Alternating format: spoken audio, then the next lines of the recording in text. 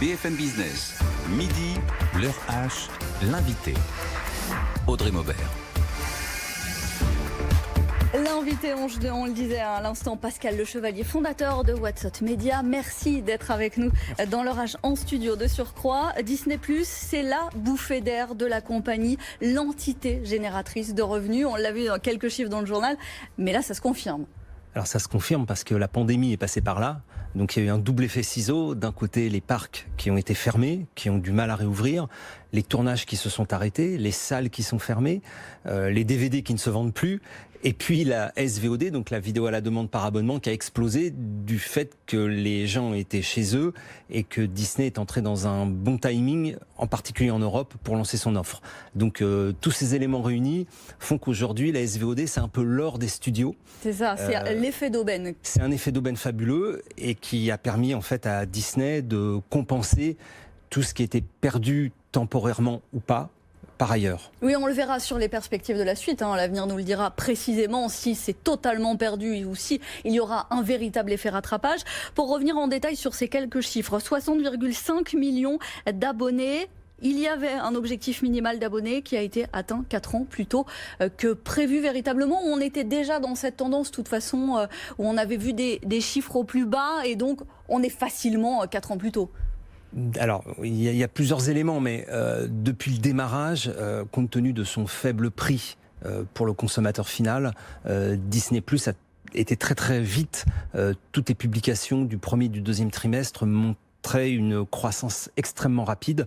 Je rappelle aussi que Disney+ n'est pas présent dans tous les pays du monde, donc ils sont sur un environnement de pays largement plus faible par exemple que celui de Netflix, mais ça leur a permis d'aller très très vite parce qu'ils ne sont pas chers, ils sont arrivés avec une offre qui était très attrayante. Avec un vrai catalogue aussi, il y a le prix et il y a le catalogue aussi. Alors il y a le prix et le catalogue, mais il y a un petit bémol, c'est que Disney a du mal à fournir en tous les cas aussi bien que Netflix et à se renouveler sur les nouveautés. Donc on anticipait peut-être un effet de ressortie, de churn, de désabonnement plus rapide, puisqu'encore une fois, la vidéo à la demande par abonnement, c'est essentiellement un travail de fidélisation. On y revient, on garde l'abonnement parce qu'il est pas cher, mais parce qu'on a toujours quelque chose de nouveau à regarder. Et puis on sait ce qu'on va pouvoir consommer. Exactement. Là, Disney a profité de cet effet d'aubaine où tout le monde était cloîtré à la maison et avec un catalogue effectivement pour les enfants extrêmement large, avec le catalogue des Star Wars, etc., qui ont permis justement d'ancrer le public qui finalement a sans doute moins déserté la plateforme une fois les premiers programmes consommés et appréciés. Et les gens se sont dit on va rester parce que de toute façon on n'a pas grand chose d'autre à faire. Et de toute façon il y a plus de cinéma d'ouvert. Donc si on peut pas sortir, on reste à la maison et on consomme du Disney. Ça veut dire qu'il va falloir transformer l'essai désormais et Disney est déjà, la compagnie dans son ensemble est déjà dans cette optique avec des investissements encore, de lourds investissements attendus dans le secteur. Oui, alors ce qu'il faut rappeler en particulier aux États-Unis, c'est que Disney travaille sur un triptyque. Quand on parle de 60 millions d'abonnés, ce n'est que pour Disney+. Oui, parce que c'est 100 millions dans l'ensemble, si on rajoute ESPN notamment. Voilà, donc ils ont une offre sportive ESPN+, qui a souffert, mais comme ils n'ont pas payé les droits sportifs et qu'ils ont pu faire des économies, finalement ESPN+ sur ce trimestre s'en sort pas mal. Et puis il y a Hulu, qui est une plateforme américaine, qui fait à la fois de la live TV, donc de la télé en direct avec des chaînes, du replay et de la vidéo à la demande par abonnement. Donc le mix de tout ça fait que Hulu a plus de 35 millions d'abonnés aux États-Unis et le total fait plus de 100 millions en fait sur très peu de territoire. Donc ces 100 millions d'abonnés aujourd'hui, c'est un véritable actif pour Disney et maintenant charge à eux de le faire fructifier. Mais vu la tendance, sauf si effectivement il y avait un très très gros accident. Alors la période estivale est toujours un peu particulière pour tout ce qui est oui, on déserte un peu loisirs de divertissement vidéo. On préfère être dehors, mais comme il y a également énormément de contraintes pour sortir aujourd'hui, en particulier aux États-Unis, avec des zones qui se reconfinent ou qui sont pas complètement déconfinées, je pense que le socle américain des offres SVOD de Disney va résister et le véritable rendez-vous sera en 2021 quand tous ces phénomènes un peu perturbateurs seront peut-être ou pas passer, mais en tous les cas, on sera plus dans une espèce de normalité de concurrence, et peut-être que c'est là qu'on verra que Disney aura plus de mal à conquérir de nouveaux abonnés. Donc il y a le potentiel de croissance et il y a les investissements pour l'année prochaine avec le lancement pour 2021 d'un nouveau service sous la marque Star. Là, c'est plutôt anecdotique, c'est déjà des contenus, mais c'est ce qui a été acquis chez Fox et c'est un support supplémentaire sans que ça soit une révolution attendue. Alors oui, en fait, Disney a acquis une plateforme qui s'appelle Hotstar en Inde et ils ont annoncé hier qu'ils allaient sans doute travailler sur un modèle international pour Star. Alors certains observateurs se posent la question de dire est-ce que c'est Hulu qui va devenir Star à l'international, Hulu n'étant pas très connu en dehors des frontières des États-Unis et pour les petits malins qui ont un VPN. La question se pose. En tous les cas, il y a un catalogue qui est très très important et qu'il va falloir mettre en ligne, exploiter, d'autant plus que par ailleurs, les recettes de la vidéo physique sont quand même très contraintes du fait de la fermeture des magasins sur cette période, là, sur les 6 mois. Donc forcément, ça incite Disney à numériser et à mettre en ligne une nouvelle plateforme, plutôt basée effectivement sur le catalogue qu'ils ont racheté à Fox. La crise a véritablement transformé, boosté toutes les plateformes, l'ensemble des plateformes, que ce soit Netflix, Amazon et les autres bien sûr. Et ça a accéléré une tendance où on voulait aller plus vite pour le contenu, pour les films par exemple, pour le cinéma, plus vite sur les plateformes et délaisser le cinéma physique. Là, de toute façon, cinéma fermé, une accélération. Ça a bien sûr bénéficié aux plateformes. Et là, ça devient une vraie stratégie où c'est juste, pour une fois, c'est juste un cas unique que Disney choisisse Mulan, ou alors ça va être un test potentiellement pour qu'on transforme la chose? Sans doute un peu des deux. Le PDG de Disney a dit hier soir, c'est un one-off, c'est-à-dire ce n'est pas fait pour se reproduire. Ça. On le fait une fois. Ça a été repoussé, la sortie a été repoussée. Compte tenu de la conjoncture, compte tenu du fait qu'aujourd'hui les perspectives, encore une fois, un film Disney sort sur des milliers d'écrans à l'international. Aujourd'hui, les perspectives de pouvoir faire une programmation et surtout, ce qu'on oublie, c'est tous les investissements marketing qui sont faits avant la sortie. Et aujourd'hui, vous êtes obligé d'avoir entre 2 et 3 mois de visibilité pour commencer à investir sur les réseaux sociaux, puis de l'affichage, puis de la publicité pour les pays qui autorisent la publicité à la télévision pour le cinéma.